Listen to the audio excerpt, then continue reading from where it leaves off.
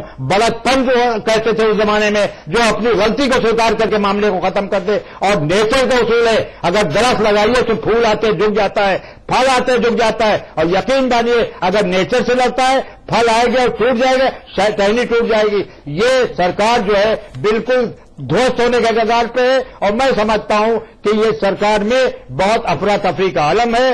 और हम मानते हैं ये लड़का है, नौजवान कुछ काम करना चाहता है, इसका भविष्य था। मैं समझता हूं 4-5 चीफ मिनिस्टर जो सो कॉल चीफ मिनिस्टर है, उन्होंने इसके भविष्य के साथ खिलवाड़ किया है। और नरेंद्र सिंह राणा जी भी हमारे साथ जुड़े हुए हैं।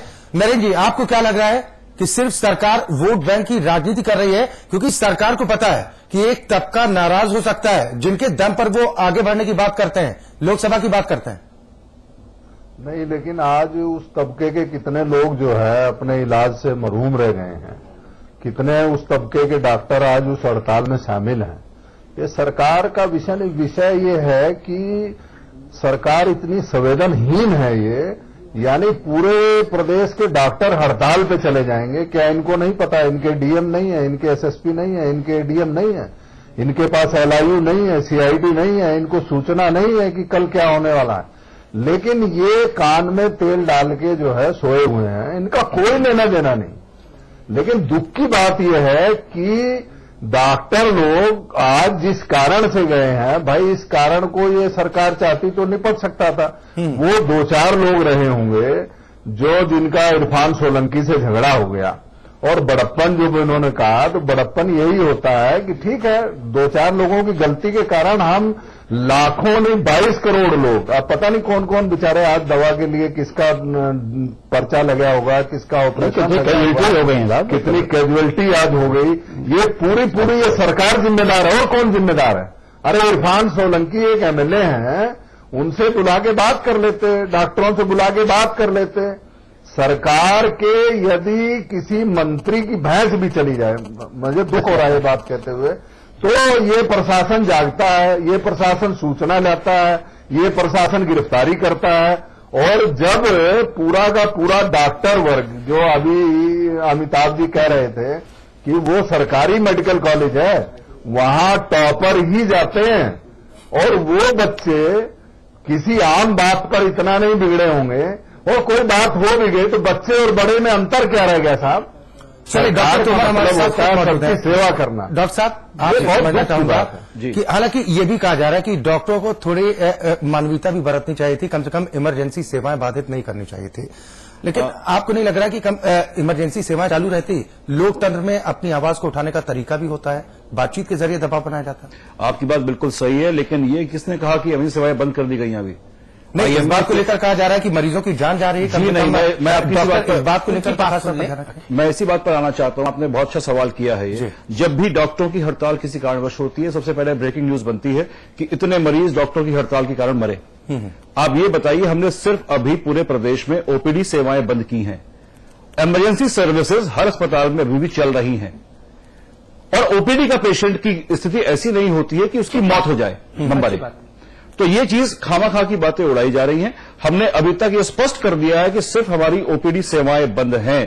कोई भी चिकित्सक जो आईएमए का मेंबर है वो अभी कहीं भी ओपीडी नहीं करेगा, और उसका आज सामने नतीजा आया है।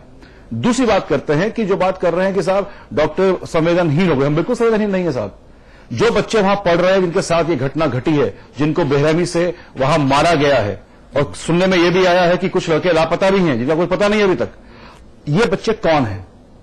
अमिताभ जी की बात से इत्तेफाक करता हूं कि ये बच्चे आपके हैं, ये बच्चे हमारे हैं। ठीक बात। तो क्या अपने बच्चों के लिए न्याय मांगना हम कोई गुनाह कर रहे हैं? हम भी डॉक्टर हैं, इंसान हैं, हमारे दिल में हमारा भी दिल है जो धड़कता है अपने बच्चों के लिए।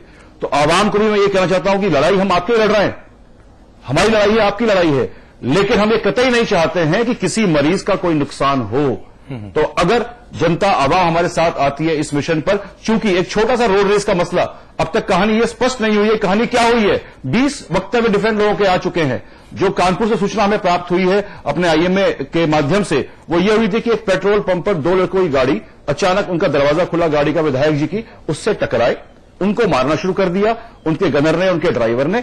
आसपास के लोगों ने विरोध किया, सामने कैजुअलिटी थी, वहां से कुछ लोग आ गए, तो फिर ये इनको दौड़ाते हुए ये लड़के वहां भागे कैजुअलिटी में, वहां घुसे, वहां मारपीट शुरू करी। उसके बाद वहां से लौट कर आए तो ये थाने पहुंच गए, वहां से पुलिस आ गई, वहां उनके लोग आ गए और उसके बाद वहां काम शुरू हो गया। मैं एक बात का अभी हैदर साहब ने बड़ी अच्छी बात कही कि अगर भाई वो विधायक हैं, सत्ता के वो हैं, बड़े इंसान हैं, उम्र के बड़े हैं, अगर बेटा कोई गलती होगी निकल जाओ।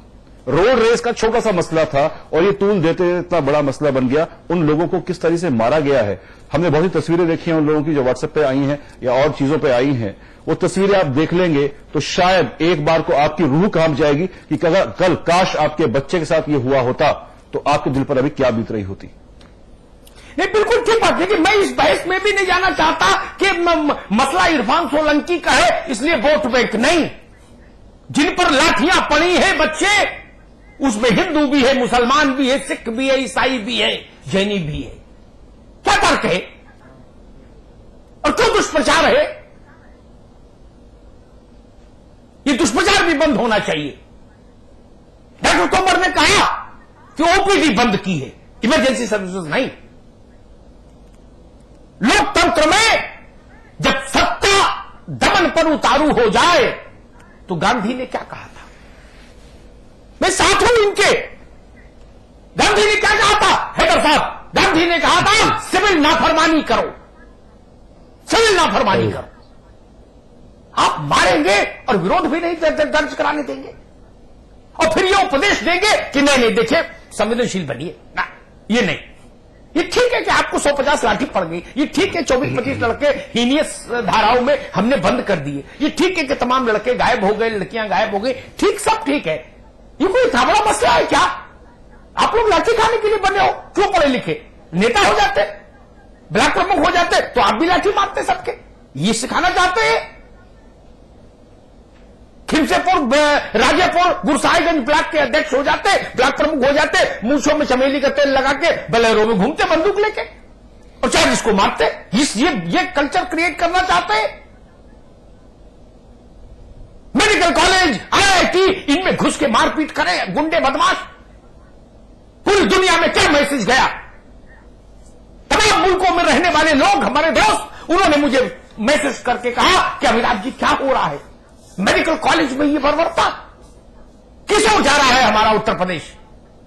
तकलीफ होती है। ये उत्तर प्रदेश किसी एक का नहीं है, ये उत्तर प्रदेश हमारा भी है। हम राजनीति नहीं करते तो इसका मतलब उत्तर प्रदेश पर हमारा हक कम नहीं है। हमारा हक भी है, अनिल तोमर का हक भी है, अमीर हैदर साहब का हक भी है, हमारे मित्र राणा जी का हक भी है। ये उत्तर प्रदेश किसी एक का हो सकता है क्या?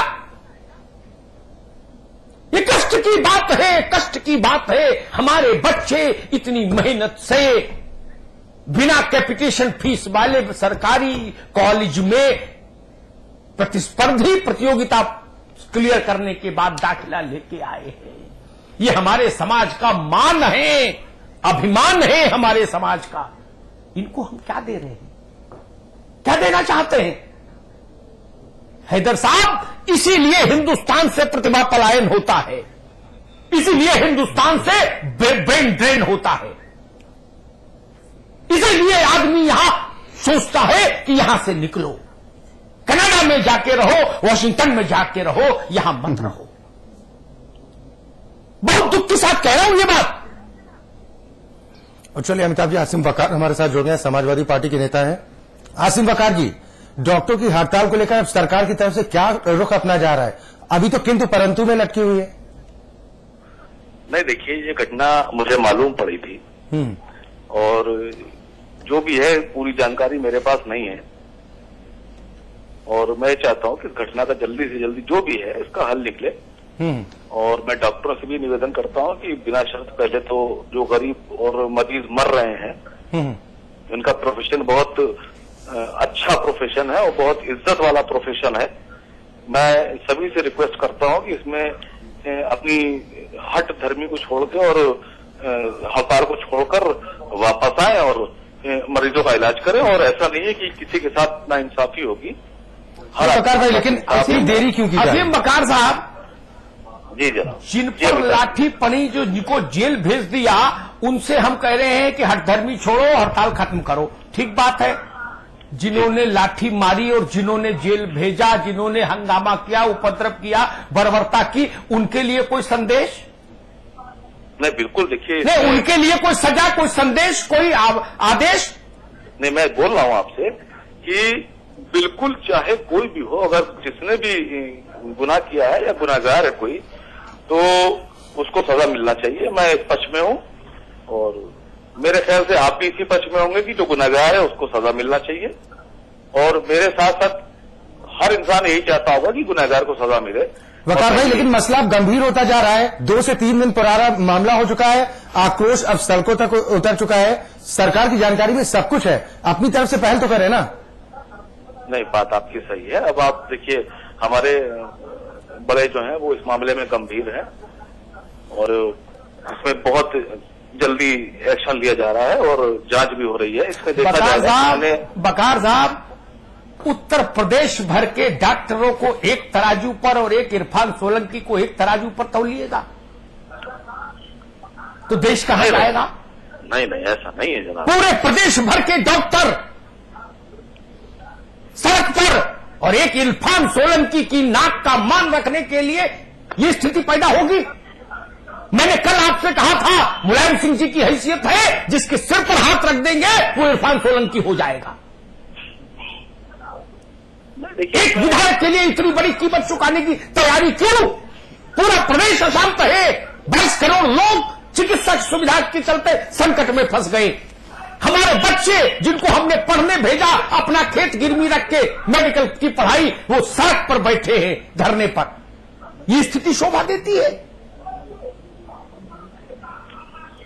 देखिए अमिताभ जी, मैं आपके चैनल के माध्यम से एक रिक्वेस्ट करना चाहता हूं सभी लोगों से, जो लोग इसमें इन्वॉल्व हैं, कि इससे इस तरह की हड़तालों से कोई हल नहीं निकलता है। सिर्फ लोग परेशान होते हैं और आदमी को अपने गुस्से पे कंट्रोल होना चाहिए। भाई साहब, हठधर्मिता तो सरकार की तरफ से दिखाई जा रही है। अब आरोप डॉक्टर पर मर रहे हैं, यह हठधर्मिता आप लोगों की तरफ से।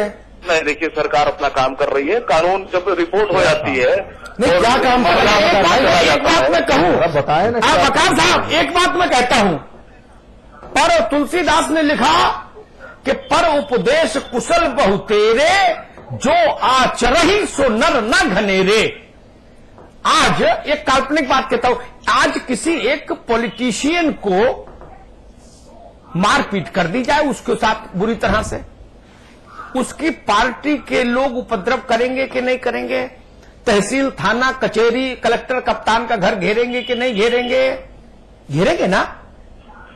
और कहेंगे कि भाई जो हमसे टकराएगा चूर चूर हो जाएगा, नारा लगेगा कि नहीं लगेगा? तो जब आपको ये लिबर्टी हासिल है लोकतंत्र में, तो बच्चों से हम ये कहने कि आपको लाठी पड़ी, आप जेल गए, कुचले गए, दमन हुआ, कोई बात नहीं बेटा, जाओ वापस, फिर से स्टेथोस्कोप लो और अगली बार की प्रतीक्षा करो। अमिताभ जी, देखिए, आपकी बात से मैं सहमत इसलिए नहीं हूं कि इंजीनियर हो, पॉलिटिशियन हो, या सर्विस क्लास आदमी हो, या क्लर्क हो, या कोई किसी और विभाग में हो, या किसी और मकसद या काम में हो, और वो स्ट्राइक करता है तो उससे किसी की जानें नहीं जाती हैं। लेकिन मैं बता रहा हूं, इतना इज्जतदार पेशा है डॉक्टरी का पेशा, पूरी दुनिया में इसको बहुत अच्छा माना जाता है, बहुत रिस्पेक्टेड पेशा है ये। और ये पेशा नहीं, सेवा है ये। इसके अगर इस तरह से स्ट्राइक इसमें की जाएगी, इस सेवा में, तो इससे लोग सेवा का इनाम इससे जो बेचारे गरीब लोग हैं जो इसमें मामले में शामिल नहीं थे, उनकी मौतें हो रही हैं। इनको ये भी सोचना चाहिए कि इनकी जो बच्चों की या मरीजों की मौतें हो रही हैं, इसका जिम्मेदार कौन है? मेडिकल गणेश शंकर विद्यार्थी मेडिकल कॉलेज में घुस के तांडव करने वाले लोगों को नहीं सोचना चाहिए था कि इसका परिणाम क्या होगा प्रदेश में? नहीं, बिल्कुल उनको नहीं सोचना चाहिए था। नहीं सोचना चाहिए था। मैं कह रहा हूँ आपसे, देखिए, झगड़ों से कोई हल निकलते नहीं है। मैं तो इस पक्ष में हूं ही नहीं बिल्कुल। भाई साहब, एक हाथ से ताली कहां से बजेगी? मुझसे डॉक्टर्स पूछ रहे हैं, मेरे साथ गाजियाबाद आईएमए के अध्यक्ष बैठे अनिल तोमर, आने से पहले पूछ रहे थे कि चलिए भाई साहब हड़ताल खत्म कर देते हैं, कल सुबह हमारे लोगों की जान की सम्मान की गारंटी कौन लेगा? क्या उत्तर दूं इनको? कम कर दो और किस मुंह से कहो? नहीं, आप हड़ताल खत्म कीजिए और सरकार आपके साथ है, ऐसा नहीं होगा, कुछ नहीं ऐसा है। ये पूछ रहे हैं कि फिर कोई इरफान सोलंकी आएगा 15-20 बंदूकची लेके और गोली चलाना शुरू कर देगा, मारना शुरू कर देगा? नहीं, ऐसा तब क्या होगा? आज आपके वो आए थे शफीकुर रहमान बर्ग साहब, उनके इस्तकबाल में NS-24 पर 700-800 राउंड फायर हो गया, हमने खबर चलाई। इस्तकबाल में 700-800 राउंड